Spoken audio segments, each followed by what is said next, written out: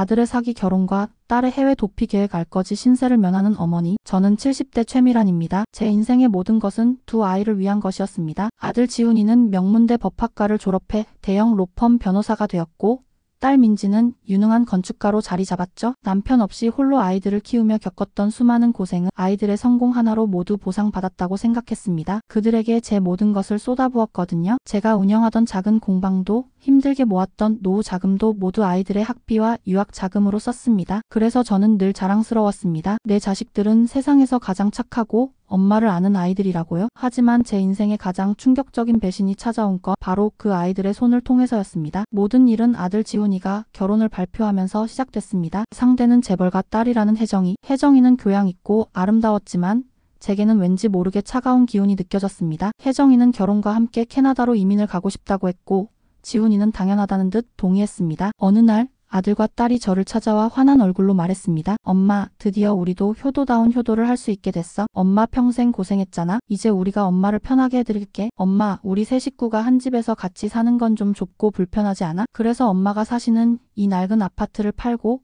우리 아파트 근처에 새로 짓는 최고급 주상복합으로 이사 가시는 게 어때? 그 말을 듣는 순간 저는 눈물이 핑 돌았습니다. 제가 직접 마련한 이 오래된 아파트가 불편할까봐 더 좋은 곳으로 모시겠다는 아이들의 마음에 감동했습니다. 그들은 새로운 집의 모델하우스 사진을 보여주며 이제 엄마는 쉬면서 인생을 즐기기만 하면 된다고 말했습니다. 저는 기꺼이 제 아파트를 팔겠다고 했습니다. 그리고 그들은 약속했습니다. 엄마, 새로운 집은 우리가 알아서 계약할게요. 걱정 말고 몸만 오세요. 하지만 그들의 태도는 조금 이상했습니다. 새로운 집에 대해 물어봐도 아직 결정된 건 없다고 했고 이사를 서두르는 기색만 역력했습니다. 특히 딸 민지가 수상했습니다. 건축가인 민지는 새로운 집 계약에 누구보다 관심이 많을 텐데 아무 말도 하지 않았죠. 그녀는 늘 휴대폰만 들여다보며 저를 피하기만 했습니다. 그러던 어느 날 저는 우연히 아들 지훈이의 노트북을 보다가 잠금 해제된 혜정이의 메신저 화면을 발견했습니다. 호기심의 메시지를 엿본 저는 심장이 쿵 내려앉았습니다. 혜정이가 보낸 메시지에는 어머니 집 계약은 언제쯤? 그 돈으로 우리 캐나다 정착금 마련해야 하는데라는 내용이 있었습니다. 저는 곧장 메신저 기록을 더 뒤졌고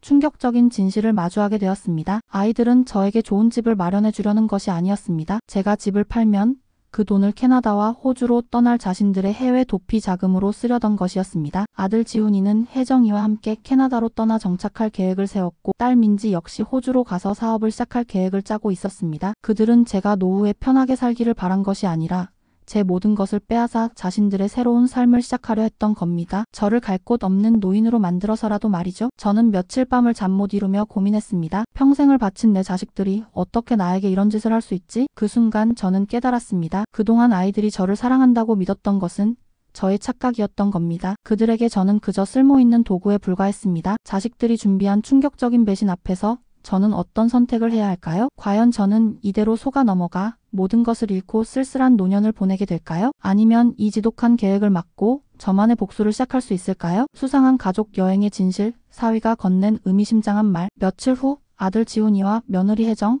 그리고 딸 민지는 저에게 제주도 여행을 제안했습니다. 엄마 힘들게 고생만 하셨잖아요. 결혼 전에 다 같이 떠나는 마지막 가족 여행이에요. 저희가 최고급 호텔로 예약해놨으니 걱정 말고 오세요. 아들 내외와 딸 민지 그리고 민지의 약혼자인 인호까지 모두가 여행을 떠난다는 말에 저는 그들의 계획을 이미 알고 있었지만 모르는 척 고개를 끄덕였습니다. 어쩌면 그들이 정말 저에게 미안한 마음을 가지고 있을지도 모른다는 한 줄기 희망을 품고 싶었습니다. 제주도로 떠나는 비행기 안, 그들은 모두 제게 더할 나위 없이 다정했습니다. 지훈이는 비싼 레스토랑에서 저를 위해 직접 고기까지 구워주었고 혜정이는 연신 어머니 더 드세요 라며 저를 챙겼습니다. 민지는 제게 예쁜 스카프를 선물하며 엄마 이제 이런 거 하면서 사셔야죠 라고 말했습니다. 겉보기에는 완벽한 가족 여행이었습니다. 하지만 저는 그들의 눈빛에서 미세한 불안감을 읽을 수 있었습니다. 그들은 수시로 휴대폰을 확인하며 저와 눈이 마주치면 황급히 화면을 껐고 제가 집 이야기를 꺼낼 때마다 불편한 기색을 감추지 못했습니다. 여행 셋째 날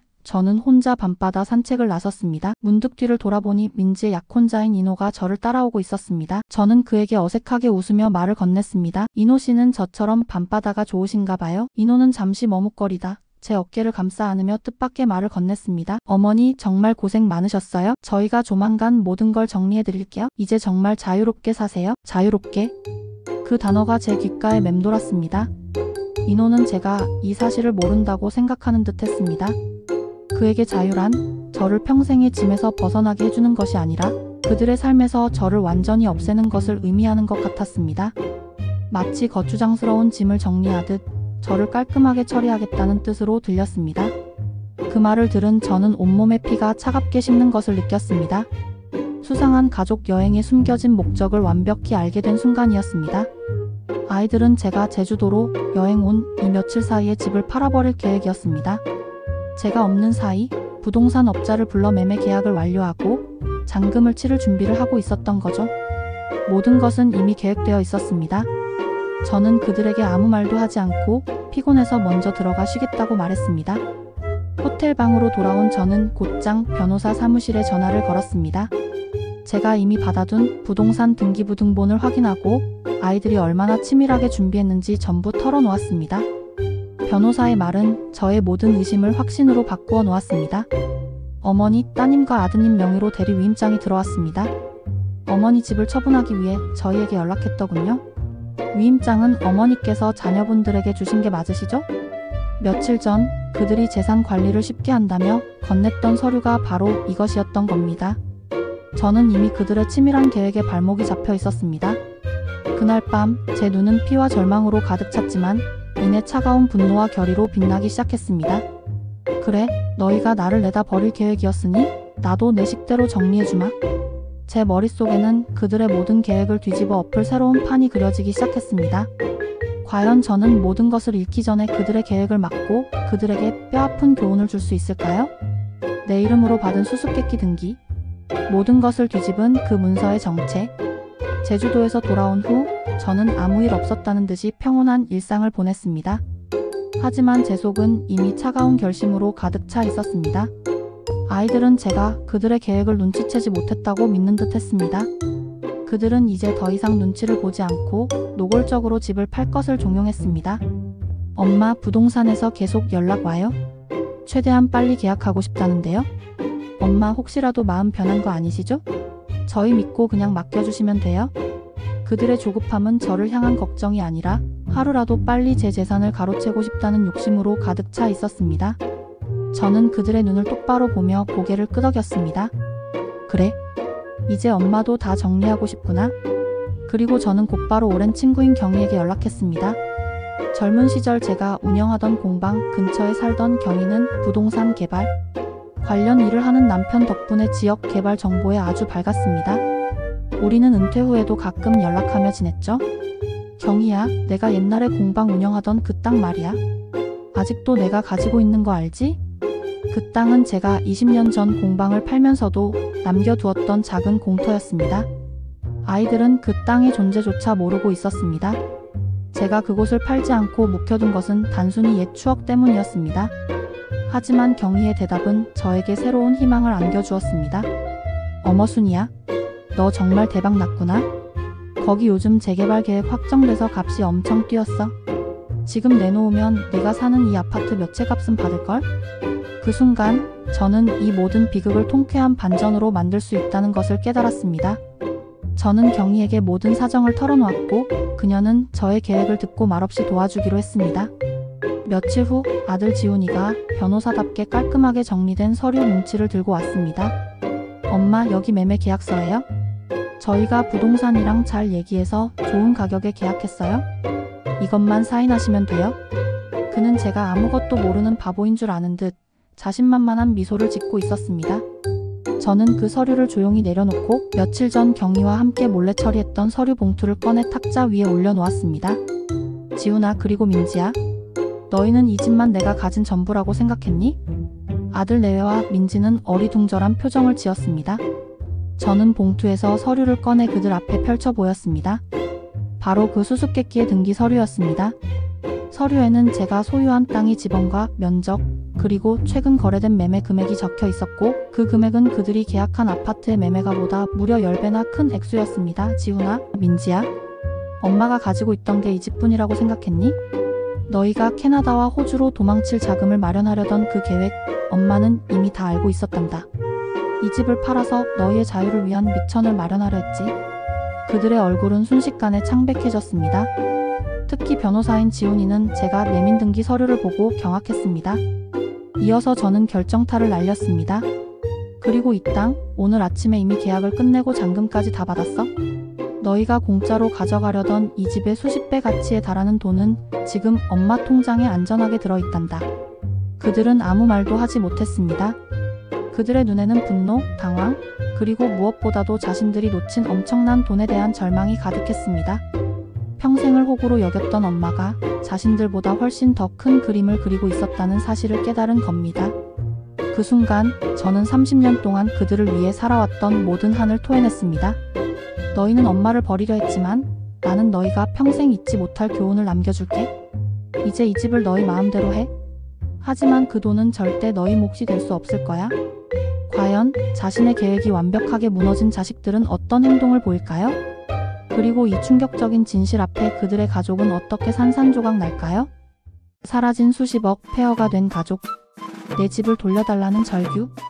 등기 서류를 확인한 지훈이와 민지의 얼굴은 절망으로 일그러졌습니다. 그들은 입을 다문 채 서류를 뚫어지라 쳐다봤고 사위 인호와 며느리 혜정은 서로를 탓하며 소리를 질렀습니다. 자기야, 당신이 어머니를 제대로 설득했어야지. 내 계획은 완벽했어. 그 할머니가 이런 짓을 할 줄 누가 알았겠어? 가족이라 불렸던 이들의 허울은 순식간에 벗겨졌습니다. 저를 향했던 그들의 분노는 이제 서로를 향했습니다. 특히 변호사인 아들 지훈이의 충격은 가장 컸습니다. 그는 서둘러 노트북을 켜고 등기부등본을 확인했지만 모든 것이 합법적으로 처리되었다는 사실을 알고는 절망에 빠졌습니다. 그의 법적 지식은 자신을 위한 방패가 아닌 자신의 어리석음을 증명하는 칼이 되었죠. 엄마, 이건 불법이에요? 어떻게 상의도 없이 땅을 팔아요? 내가 왜 너희와 상의해야 하니? 그 땅도 이 집도 다 내 돈으로 산 내 재산인데. 그들은 이제 돈에 대한 집착을 노골적으로 드러내기 시작했습니다. 엄마, 그 돈은 저희에게 주셔야죠. 저희 캐나다로 이민 가야 하는데 저희 노후 자금은 어떻게 해요? 그들은 제 노후 자금을 자신들의 노후 자금이라 부르며 저를 기만했습니다. 저는 그들의 파렴치한 말에 더 이상 실망할 감정조차 남아있지 않았습니다. 바로 그때였습니다. 아들 지훈이가 흥분한 목소리로 며느리 혜정에게 외쳤습니다. 혜정아, 우리 이제 어떡해? 아버지한테 빌린 돈 못 갚으면 큰일 난단 말이야. 그 말을 들은 저는 온몸이 얼어붙었습니다. 아버지? 인호와 민지 또한 충격에 휩싸였습니다. 혜정이의 아버지는 이미 오래전부터 기업 경영난으로 힘들어하고 있었죠. 그동안 지훈이는 혜정이의 아버지로부터 사업 자금을 빌려 투자를 해왔고 그 과정에서 엄청난 손실을 입었던 것입니다. 이민은 새로운 시작이 아니라 수십억 원의 빚을 갚지 않고 해외로 도망가기 위한 계획이었습니다. 그들의 삶이 완벽해 보였던 것은 모두 빚과 거짓으로 쌓아 올린 가짜 성이었던 겁니다. 엄마, 제발 저희를 한 번만 도와주세요. 이 집이라도 돌려주세요. 저희 갈 곳이 없단 말이에요. 순간 며느리 혜정이의 눈에서 눈물이 터져 나왔습니다. 하지만 그 눈물은 저에 대한 미안함이 아닌 자신의 삶이 한순간에 무너졌다는 절망에서 나온 것이었습니다. 그들은 자신들의 빚과 파탄난 미래를 해결하기 위해 저를 이용하려 했던 겁니다. 저는 조용히 그들의 외침을 지켜봤습니다. 그들은 서로를 탓하고 울며 불며 내 집을 돌려달라고 절규했습니다. 하지만 그 집은 처음부터 내 집이었습니다. 저는 그들에게 차갑게 말했습니다. 너희는 이 집을 너희의 것으로 만들려 했지. 하지만 이제 이 집은 내가 정한 새로운 사람의 것이 될 거야. 그리고 나는 이제 너희의 어머니가 아니라 최미란이라는 내 이름으로 살아가겠다. 저는 조용히 자리에서 일어나 집을 나섰습니다. 더 이상 그들에게 한마디의 미련도 동정도 남지 않았습니다. 그들이 절규하는 목소리가 등 뒤에서 들려왔지만 저는 단 한 번도 뒤를 돌아보지 않았습니다. 과연 모든 것을 잃게 된 자식들은 어떤 최후를 맞이할까요? 그리고 저는 그들을 떠나 어떤 새로운 삶을 시작하게 될까요? 몰래 판 집, 사라진 엄마? 해외 공항에서 날아든 충격적인 소식. 엄마가 현관문을 나선 후 집 안에는 정적만이 감돌았습니다. 얼마 전까지만 해도 화목한 가족의 보금자리였던 곳이 한순간에 차가운 감옥이 되어버린 듯 했습니다. 아들 지훈이와 딸 민지는 텅 빈 거실에 주저앉아 서로를 탓하며 소리를 질렀습니다. 며느리 혜정은 자신의 아버지가 빌려준 빚을 어떻게 갚을지에 대한 걱정으로 밤새 잠을 이루지 못했습니다. 다음날 아침 벨소리가 울렸습니다. 문을 열자 부동산 중개인과 젊은 부부가 서 있었습니다. 안녕하세요. 어제 계약서에 사인하셨죠? 오늘부터 이 집은 저희 겁니다. 이번 주말까지 짐을 모두 빼셔야 해요. 그들의 얼굴은 일그러졌습니다. 그제서야 그들은 엄마가 한 말이 현실이 되었다는 것을 뼈저리게 느꼈습니다. 자신들이 엄마를 내쫓기 위해 준비했던 완벽한 계획이 한순간에 자신들을 길거리로 내쫓는 부메랑이 되어 돌아온 겁니다. 며칠 후 짐을 다 싼 지훈이와 민지 그리고 혜정은 공항으로 향했습니다. 캐나다로 이민을 떠나려던 그들의 원래 계획은 이제 의미 없는 꿈이 되어버렸습니다. 그저 막연히 해외로 떠나는 비행기를 보며 자신들의 비루한 현실에서 도망치고 싶었을 뿐이었습니다. 바로 그때 지훈이의 휴대폰에 뉴스 알림이 떴습니다. 속보 70대 익명의 여성 수십억대 부동산 매각 후 청년예술가 후원재단에 전액 기부. 지훈이의 손이 떨렸습니다. 그는 믿을 수 없다는 듯이 기사를 클릭했습니다. 기사에는 엄마의 이름 최미란과 함께 그녀가 수십 년 전 운영했던 작은 공방의 사진이 실려 있었습니다. 엄마는 그들이 그토록 탐냈던 수십억 원의 돈을 단 한 푼도 남기지 않고 모두 기부한 겁니다. 그녀의 기부 목적은 가난하지만 재능 있는 젊은 예술가들을 위한 후원이었습니다. 지훈이는 차마 기사를 끝까지 읽을 수 없었습니다. 그들이 평생을 바쳐 쫓았던 돈이 엄마의 손을 거쳐 다른 사람들을 위해 쓰인다는 사실이 미치도록 괴로웠습니다. 그들은 엄마가 남겨준 마지막 희망인 돈마저 완전히 잃어버렸다는 것을 깨달았습니다. 이럴 수가. 엄마가? 그들은 그동안 엄마가 자신들에게 보여준 희생과 사랑을 완전히 무시한 대가를 혹독하게 치르고 있었습니다. 공항의 스크린에는 가족과 이별하는 사람들의 모습이 보였고 그 모습을 보며 그들은 진정한 가족을 잃어버린 것이 자신들임을 깨달았습니다. 자신들이 한때 엄마라고 불렀던 존재는 이제 그들의 삶에서 영원히 사라져버린 겁니다. 과연 모든 것을 잃은 이들은 어떤 최후를 맞이할까요? 그들은 자신들의 삶을 파멸시킨 탐욕의 대가를 어떻게 치르게 될까요? 그리고 어머니는 그들을 뒤로하고 어떤 새로운 삶을 시작하게 될까요? 70대 홀어머니의 통쾌한 반격, 진정한 가족을 찾아 떠나다. 엄마의 통 큰 기부 소식은 SNS와 뉴스 기사를 통해 빠르게 퍼져나갔습니다. 사람들은 평생을 자식을 위해 살다 배신당했지만 결국 자신만의 방식으로 복수하고 새로운 삶을 시작한 그녀의 이야기에 열광했습니다. 하지만 자식들에게는 이 모든 것이 재앙이었습니다. 변호사 지훈이는 공금 횡령과 사문서 위조 혐의로 소속 로펌에서 해고당했고 빚을 갚으라는 혜정의 아버지에게 시달리며 파산 직전에 놓였습니다. 민지 역시 건축가로서의 명성을 잃고 모든 프로젝트에서 손을 떼야 했습니다. 그들의 허영과 탐욕은 결국 그들의 모든 것을 파괴했습니다. 그들은 아무것도 남지 않은 집에서 쫓겨나 갈 곳 없는 신세가 되었습니다. 저는 조용히 그들의 곁을 떠나 제주도에서 만난 친구 경희가 소개해준 곳으로 향했습니다. 작은 해안가 마을, 그곳에는 저와 비슷한 삶을 살아온 사람들이 모여 살고 있었습니다. 그들은 저의 과거를 캐묻지 않았고 그저 제 존재 자체를 따뜻하게 받아주었습니다.